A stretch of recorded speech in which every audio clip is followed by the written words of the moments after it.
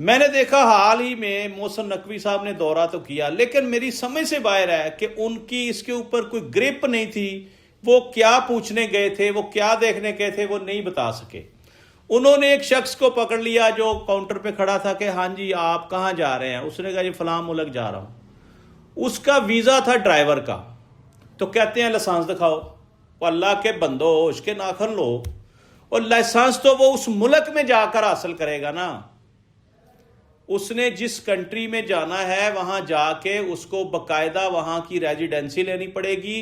اس کے بعد وہ وہاں کے سکول میں داخلہ لے گا، وہاں پہ اس کو ٹریننگ حاصل کرنی پڑے گی. پھر جا کے اس کو 3-4 ماہ لگیں گے لائسنس حاصل کرنے میں.